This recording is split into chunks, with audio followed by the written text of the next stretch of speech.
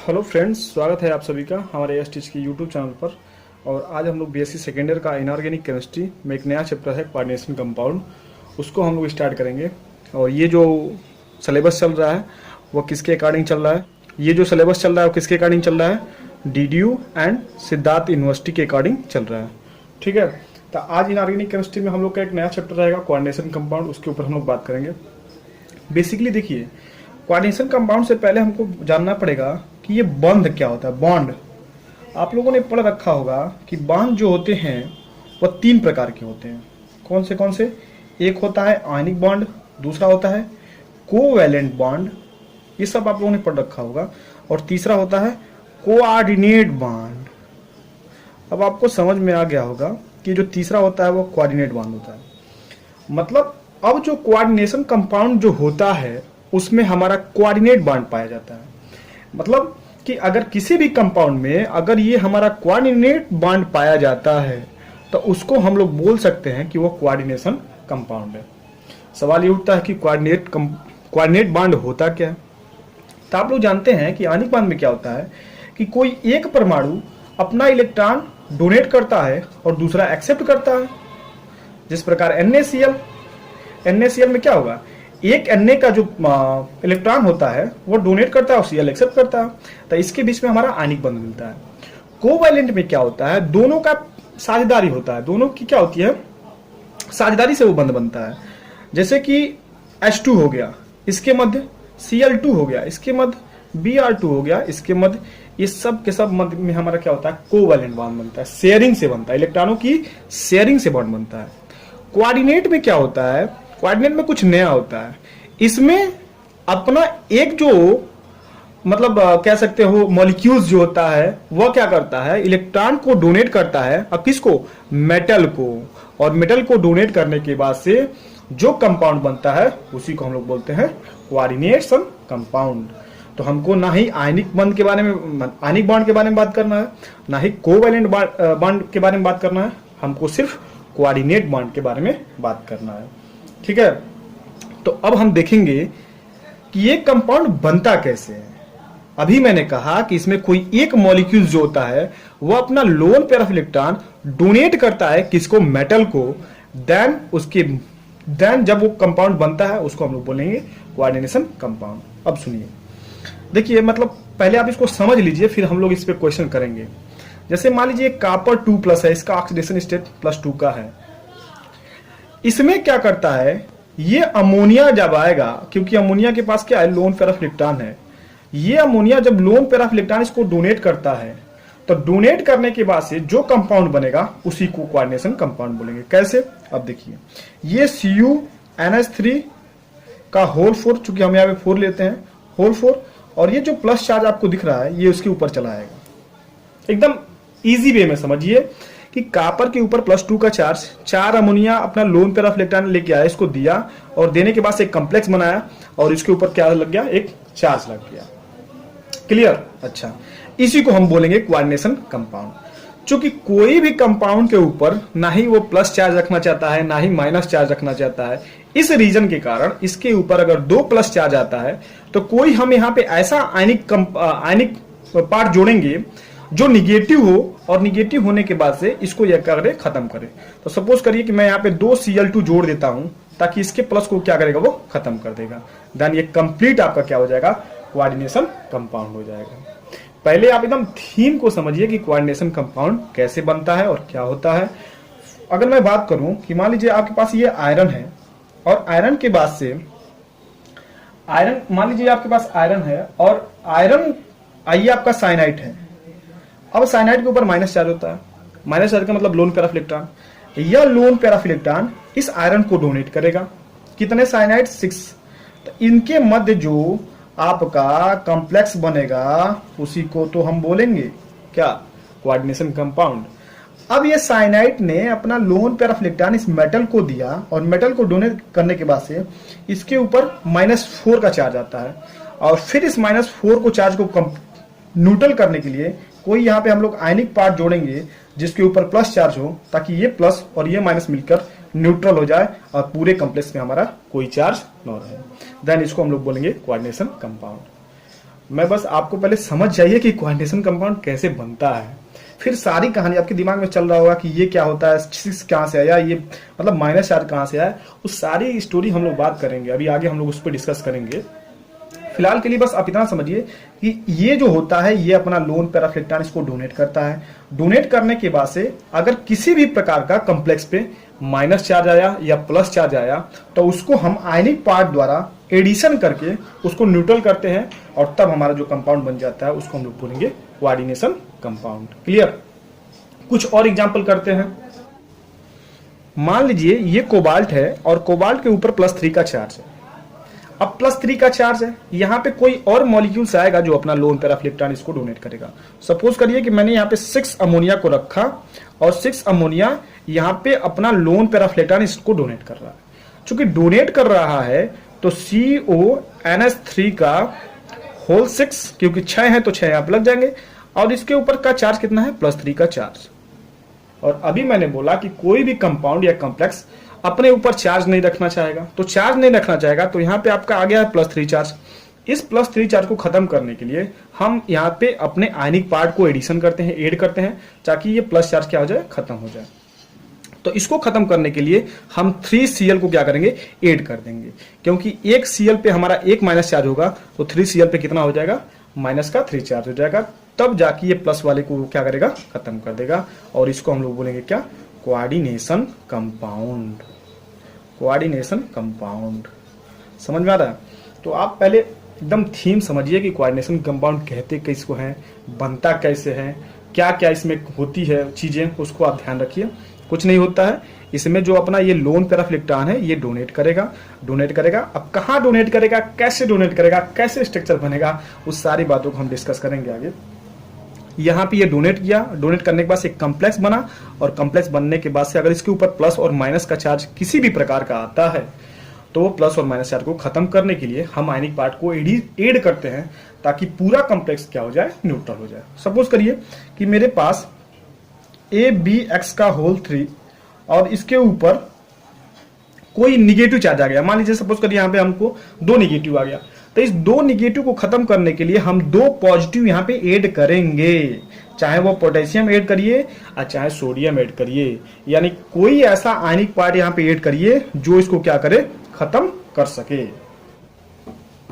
अगर इसी कॉम्प्लेक्स के ऊपर अगर मान लीजिए सपोज करिए इसके ऊपर प्लस चार्ज आ गया, तो इस प्लस चार्ज को खत्म करने के लिए कोई माइनस चार्ज आपको क्या करना पड़ेगा, इस साइड में ऐड करना पड़ेगा, ताकि ये माइनस चार्ज ऐड होए और ये प्लस चार्ज को क्या करे, इसको खत्म करे।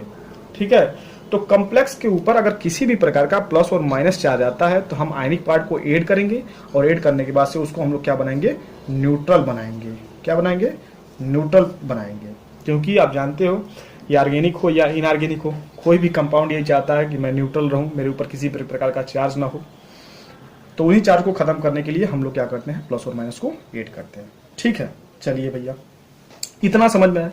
अच्छा ये देखिए, जब ये लोन पैराफ इलेक्ट्रॉन इसको डोनेट करता है तो ये कॉम्प्लेक्स इसलिए बनाया जाता है क्योंकि इसमें एक कंडीशन होता है, कोऑर्डिनेट बांड में एक कंडीशन होता है। कंडीशन ये होता है कि बेटा देखो ये लोन पैराफ इलेक्ट्रॉन मैं तुमको डोनेट कर रहा हूं, क्लियर, डोनेट मैं कर रहा हूं, लेकिन ये कंडीशन ये है कि यार देखना ये लोन पैराफ इलेक्ट्रॉन लेके तुमको भागना नहीं है।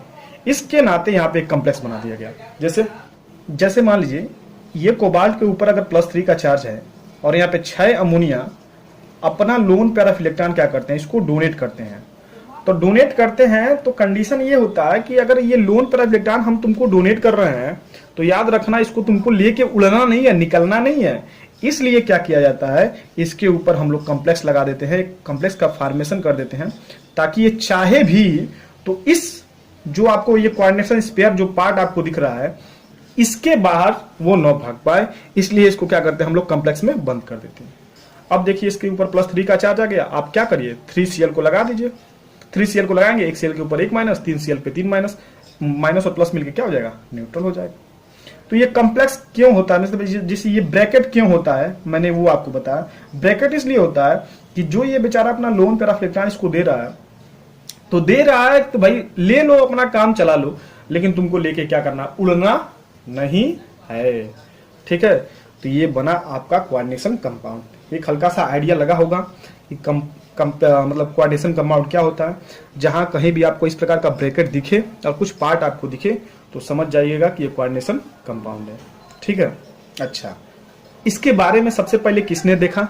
तो इसके बारे में सबसे पहले एक साइंटिस्ट है वर्नर ने देखा।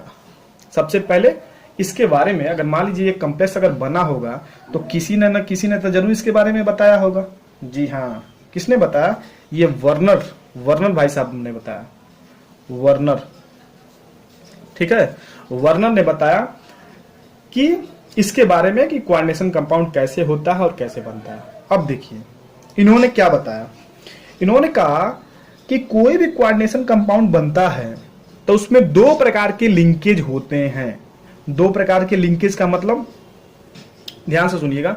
उन्होंने कहा कि जो स्फीयर के बाहर का जो पार्ट है इसको हम लोग बोलेंगे प्राइमरी लिंकेज, प्राइमरी पार्ट या लिंकेज, ठीक ना।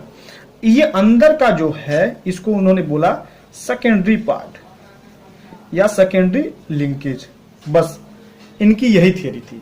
बस इन्होंने बोला, अब इसी के इर्द गिर्द में हम लोग घूमेंगे। उन्होंने कहा कि जो स्फीयर के बाहर वाला जो पार्ट है उसको हम बोलेंगे प्राइमरी पार्ट या प्राइमरी लिंकेज।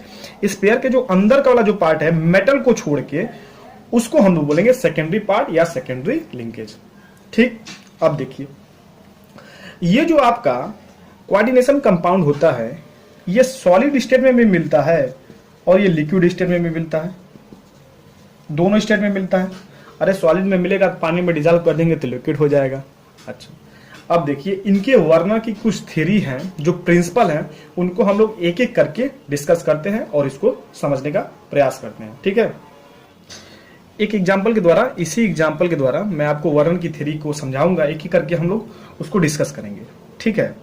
तो वर्नर थ्योरी का, वर्नर ने सबसे पहले बोला कि ये जो मेटल है ये 2 प्रकार से लिंक्स हैं। मतलब इसके पास 2 प्रकार के ये लिंकेज हैं।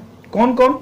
अच्छा, उन्होंने बोला कि 2 प्रकार के लिंकेज है। कौन कौन? उन्होंने बोला कि प्राइमरी और दूसरा सेकेंडरी। ये सब आपको नोट्स में दिया गया है, आप उसको एक बार पढ़ेंगे तो क्लियर हो जाएगा। ये जो कोऑर्डिनेशन स्फीयर के जो बाहर का पार्ट है इसको उन्होंने बोला आयनिक पार्ट, और जो कोऑर्डिनेशन के अंदर का जो पार्ट है इसको, जो कोऑर्डिनेशन के बाहर का जो पार्ट है उसको बोला उसने प्राइमरी, और जो कोऑर्डिनेशन के अंदर का जो पार्ट है उसको उन्होंने बोला सेकेंडरी। पहला उन्होंने बोला कि जो मेटल होता है ये 2 प्रकार से मॉलिक्यूल से लिंकेज है। पहला, जो कोऑर्डिनेशन स्फीयर के बाहर का जो पार्ट है उसको हम लोग बोलेंगे आयनिक प्राइमरी पार्ट, और जो कोऑर्डिनेशन स्फीयर के अंदर का जो पार्ट है उसको बोलेंगे सेकेंडरी पार्ट, यानी कि प्राइमरी लिंकेज और सेकेंडरी लिंकेज। जैसे कि मान लीजिए अगर आपको ये दिखे Fe6, ठीक है, ऐसे मान लीजिए कॉम्प्लेक्स बिना, तो देखिए कोऑर्डिनेशन स्फीयर के बाहर कोई भी पार्ट होगा उसको हम लोग बोलेंगे क्या? प्राइमरी पार्ट या प्राइमरी लिंकेज। अब मेटल को छोड़ के उसके अंदर का जो रहेगा उसको हम लोग बोलेंगे सेकेंडरी, याद रखिएगा। ठीक उसी प्रकार ये कोऑर्डिनेशन स्फीयर के बाहर का जो पार्ट है उसको प्राइमरी, अंदर का जो पार्ट है वो सेकेंडरी। अब बताइए दूसरा जो उन्होंने बोला कि जो ये प्राइमरी लिंकेज है वो आयनिक होता है, आयनिक इन नेचर होता है, आयनिक इन नेचर, आयनिक नेचर का होता है। क्यों भैया? क्योंकि जब भी हम इसको पानी में डिजॉल्व करेंगे ये तो टूटेगा नहीं, क्योंकि इसने बिग ब्रैकेट बना रखा है, मजबूत एक ब्रैकेट बना रखा है। ये पानी में डिजॉल्व नहीं होता, हाँ ये बाहर होता है, ये डिजॉल्व हो जाता है। तो जो प्राइमरी पार्ट होता है वो कैसा होता है? आयनिक होता है, और जो सेकेंडरी पार्ट होता है वो क्या होता है? नॉन आयनिक होता है। याद रखिएगा इस चीज को। ये प्राइमरी पार्ट, ये सेकेंडरी पार्ट, और जो प्राइमरी पार्ट होता है वो आयनिक होता है और ये सेकेंडरी पार्ट जो होता है वो नॉन आयनिक होता है। क्यों? कि अगर इसको हम लोग पानी में डिजॉल्व करते हैं तो डिजॉल्व होने के बाद से ये तो घुलता नहीं है, ये वाला पार्ट क्या होता है? घुल जाएगा, क्योंकि ये ब्रैकेट के बाहर है। ये ब्रैकेट के बाहर है तो ये पानी में डिजॉल्व हो जाता है, ये अंदर होता है तो नहीं डिजॉल्व होता। तो इसको हमने बोला आयनिक पार्ट और इसको बोला हमने नॉन आयनिक पार्ट। इसी को हम लोग बोलते हैं प्राइमरी लिंकेज और इसको बोलते हैं सेकेंडरी लिंकेज। तीसरा जो पॉइंट इन्होंने कहा कि जो प्राइमरी लिंकेज होता है, जो प्राइमरी लिंकेज होता है ये ऑक्सीडेशन नंबर को डिफाइन करता है। ऑक्सीडेशन नंबर या ऑक्सीडेशन स्टेट किसके? मेटल का। ये मेटल का ऑक्सीडेशन स्टेट को डिफाइन करता है, प्राइमरी पार्ट, वो हम देखेंगे आगे। चौथा जो होता है, ये जो सेकेंडरी लिंकेज होता है, ये जो आपका सेकेंडरी लिंकेज होता है, ये कोऑर्डिनेशन नंबर को व्यक्त बताएगा, कोऑर्डिनेशन नंबर को बताएगा, कोऑर्डिनेशन नंबर को। अच्छा भाई चलिए, ये बताएगा ऑक्सीडेशन नंबर को, किसके ऊपर कितना चार्ज है, मेटल का। सेकेंडरी बताएगा क्या, कोऑर्डिनेशन नंबर को। कहने का मतलब कि यहाँ पे जो NH3 के जो नंबर होंगे वही आपके कोऑर्डिनेशन नंबर होंगे। यहाँ पे NH3 का कितना है 6, तो कोऑर्डिनेशन नंबर आपका कितना हो जाएगा 6। यहाँ पे CN के कितने नंबर है 6, तो कोऑर्डिनेशन नंबर कितने 6। सपोज करिए यहाँ पे कॉपर और NH3 का होल 4 और यहाँ पे मैंने लगा दिया Cl2, तो यहाँ पे कोऑर्डिनेशन नंबर कितना हो जाएगा 4। क्लियर। अब देखिए, अब फिर से यही एग्जांपल को एक बार और समझ लेते हैं। इसको हम बोलेंगे आयनिक पार्ट, इसको बोलेंगे नॉन आयनिक पार्ट, इसको बोलेंगे प्राइमरी बैलेंसी, इसको बोलेंगे सेकेंडरी बैलेंसी। क्लियर। ये हमारे ऑक्सीडेशन नंबर को शो करता है और ये हमारे किसको शो करता है, कोऑर्डिनेशन नंबर को शो करता है। ठीक है, तो इतनी सारी चीजें वर्नर ने बताया था। ये देखिए भैया, ऐसे ही से होता है कि ये प्राइमरी होता है, ये सेकेंडरी होता है। प्राइमरी जो होता है वो आयनिक होता है, सेकेंडरी जो होता है वो नॉन आयनिक होता है। प्राइमरी जो होता है वो ऑक्सीडेशन नंबर को डिफाइन करेगा, सेकेंडरी जो होगा वो कोऑर्डिनेशन नंबर को डिफाइन करेगा। यही इन्होंने थ्योरी के बारे में बात किया और एक कोऑर्डिनेशन कंपाउंड को इन्होंने बताया। क्लियर। तो अगर इस तरह का कहीं भी अगर आपको कंपाउंड दिखे तो उसको समझ जाइएगा कि वो कौन सा कंपाउंड है, कोऑर्डिनेशन कंपाउंड है। और इसके पहले, सबसे पहले किसने बताया इसके बारे में, इसके पहले बारे में वर्नर ने बताया। वर्नर ने कहा कि इसको हम लोग प्राइमरी बैलेंसी बोलते हैं, प्राइमरी बैलेंसी बोलते हैं, इसको हम लोग सेकेंडरी बैलेंसी बोलते हैं। ये जो प्राइमरी बैलेंसी होता है वो आयनिक होता है, ये जो सेकेंडरी बैलेंसी होता है वो नॉन आयनिक होता है। क्लियर। ये जो प्राइमरी बैलेंसी होता है वो ऑक्सीडेशन नंबर को डिफाइन करता है, याद रखिएगा। ये जो आपका सेकेंडरी बैलेंसी होता है ये कोऑर्डिनेशन नंबर को डिफाइन करता है। तरह तरह की इन्होंने बातें में बताया और कहा कि देखिए ये जो आपका मेटल होता है ये दो प्रकार की बैलेंसी को रखता है, एक हमारा प्राइमरी बैलेंसी और एक हमारा सेकेंडरी बैलेंसी। क्लियर। तो ये था कोऑर्डिनेशन कंपाउंड का हल्का सा इंट्रोडक्शन और वर्नर ने इसकी थ्योरी के बारे में आपको बताया था और जो वर्नर ने बताया था वही बात मैंने आपको सामने रखा है। ठीक है, तो इसका जो नोट्स है वो तो आपको पीडीएफ के फॉर्मेट में मिल चुका होगा। चैनल पे देखिएगा, केमिस्ट्री का उसमें पीडीएफ दे दिया गया है। आप वहां से इसका पीडीएफ जो नोट्स होगा आप वहां से आप क्या कर सकते हो, इसको डाउनलोड कर सकते हैं। ठीक है, तो वहां से डाउनलोड कर लीजिए, यहाँ से इसको अंडरस्टैंड कर लीजिए, वहां से आप जाके उसको अच्छे से नोट्स में प्रिपेयर कर लीजिएगा। ठीक है।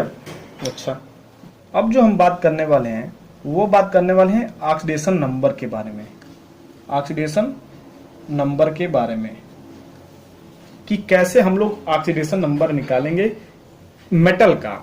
देखिए, जैसे कि मान लीजिए मेरे पास ये एग्जांपल लिखा गया है NH3 का होल 6 और यहाँ पे रखा गया है क्या Cl3। हमको पता करना है कि उसके ऊपर कितना चार्ज है, इस कोबाल्ट के ऊपर। चूंकि ये जो आपका मेटल है इसको हमको पता करना है कि इसके ऊपर कितना चार्ज है। तो देखिए, फर्स्ट ऑफ ऑल सबसे पहले हम इसको डिजॉल्व करेंगे, किसमें, लिक्विड में, पानी में। तो पानी में जब भी हम डिजॉल्व करेंगे तो मैंने आपसे बोल ही चुका है कि भाई साहब पानी में जब डिजॉल्व करेंगे तो ये आपका कौन सा पार्ट होता है, आयनिक पार्ट होता है। मतलब ये क्या करेगा, ब्रेक हो जाएगा। तो यहाँ से हो जाएगा CONH3 का होल 6। ठीक, और यहाँ पे ये 3Cl जो होगा वो माइनस के रूप में बाहर निकल जाएगा। याद रखिएगा, मैंने बोला था ये आयनिक होता है, प्राइमरी जो बैलेंसी होती है वो आयनिक होता है। मतलब पानी में आप इसको डिजॉल्व करेंगे, वाटर में डिजॉल्व करेंगे तो ये निकल के बाहर चला जाएगा। जब ये बाहर जाएगा तो एक Cl के ऊपर एक माइनस, तो 3Cl के ऊपर 3 माइनस। अब बताइए, यहां पे था तो पूरा कंपाउंड न्यूट्रल, लेकिन जैसे हमने पानी में डिजॉल्व किया तो ये 3Cl माइनस के रूप में बाहर निकल गए। तो भाई साहब इसके ऊपर कितना प्लस चार्ज आएगा, 3 का प्लस चार्ज आएगा। ऑब्वियस सी बात है, क्योंकि 3 माइनस और 3 प्लस मिलके क्या हो जाएंगे, न्यूट्रल हो जाएंगे। और न्यूट्रल होने के बाद से ये अच्छी इसका क्या करेंगे आप, फॉर्मेशन कर देंगे। ठीक है, तो याद रखिएगा आयनिक पार्ट जो होता है ना, मतलब वो अलग हो जाएगा। तो जितना माइनस अलग होगा उतना ही प्लस इस कॉम्प्लेक्स के ऊपर आएगा, तभी तो दोनों मिलके क्या होंगे, ये न्यूट्रल बनेंगे। अब इसका हमको ऑक्सीकरण संख्या निकालना है, किसका, इस कोबाल्ट का। तो इसको मान लीजिए यक्स, जिसका निकालना है उसको मान लीजिए यक्स, यक्स प्लस अब कितने अमोनिया है 6। अब अमोनिया के ऊपर याद करिए कि कितने का चार्ज होता है। अमोनिया के ऊपर किसी भी प्रकार का चार्ज नहीं होता है, इसका खुद का इलेक्ट्रॉन होता है, इसके ऊपर कोई चार्ज नहीं होता है। तो अमोनिया के पर क्या हो गया 0 प्लस क्लोरीन कितना है 3। एक क्लोरीन के ऊपर कितना चार्ज होता है माइनस का 1। अब पूरे कॉम्प्लेक्स यानी पूरा हमारा जो कंपाउंड है कैसा होता है न्यूट्रल होता है। तो यहां से निकल जाएगा आपका x plus 0 minus 3 equal to 0। तो x माइनस 0 बराबर 0, सॉरी 3 बराबर 0, तो x बराबर आपका निकल गया क्या +3। यानी इस कंपाउंड में जो कोबाल्ट बैठा है वो +3 के स्टेट में बैठा है। ठीक है, आप चाहे यहां से ऑक्सीडेशन नंबर निकालिए या यहां से निकालिए, बात वही पड़ेगा। देखिए यहां से अगर निकालते हैं तो इसको निकल जाएगा आपका x प्लस 6, अमोनिया पर कितना चार्ज होता है 0, अब बराबर पूरे कॉम्प्लेक्स के ऊपर कितना चार्ज है +3, तो यहां पर लिख दीजिए +3। तो x बराबर आपका निकल गया +3। तो चाहे आप ऑक्सीडेशन नंबर ऐसे निकालिए या इसको जल में डिसॉल्व करके ऐसे निकालिए, दोनों में जो होगा आपका क्या होने वाला है सेम होने वाला है, उसमें कोई भी अंतर नहीं होगा। ठीक है, तो ऑक्सीडेशन नंबर आप किसी भी कंपाउंड में सेंट्रल मेटल एटम बात करेंगे, ये जो मेटल है वो इसको हम लोग बोलते हैं सेंट्रल मेटल एटम का आप क्या कर सकते हो ऑक्सीडेशन नंबर निकाल सकते हो।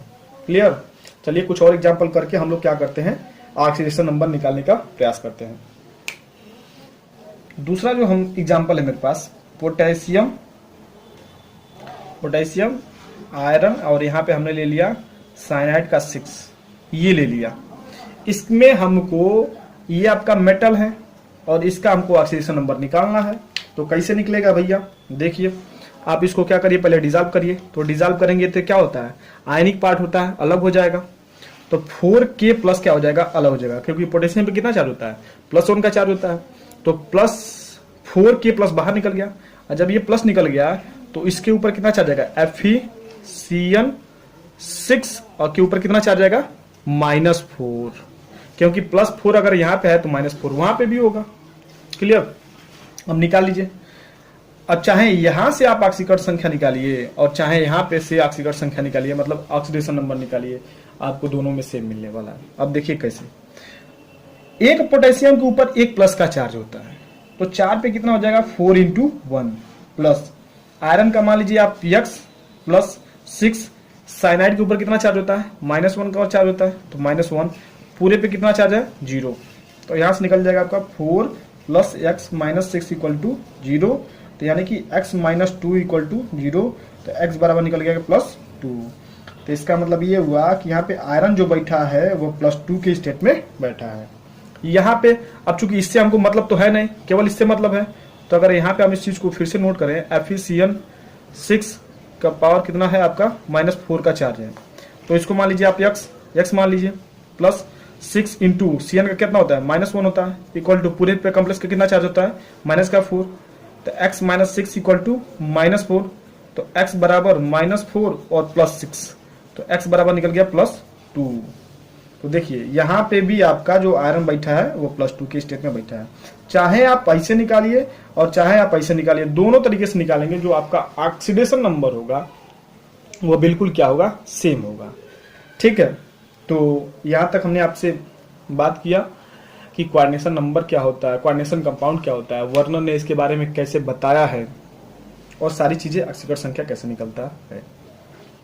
मैं एक बार फिर हल्का सा आपको रिवाइज कर देता हूं कि जब भी आपको कहीं भी इस प्रकार का कंपाउंड दिखे, चाहे मान लीजिए यहाँ पे कुछ भी हो सकता है, CN की जगह पे H2O हो सकता है, कुछ भी हो सकता है। जैसे सपोज करिए कि मान लीजिए यहाँ पे FeH2O का होल 6 ऐसे कुछ रखा हो और यहाँ पे लिख दिया होगा कि Cl2 मान लीजिए, तो कुछ भी अगर कहीं भी अगर आपको ऐसा दिखे तो आप समझ जाइएगा क्या है वो कोऑर्डिनेशन कंपाउंड है।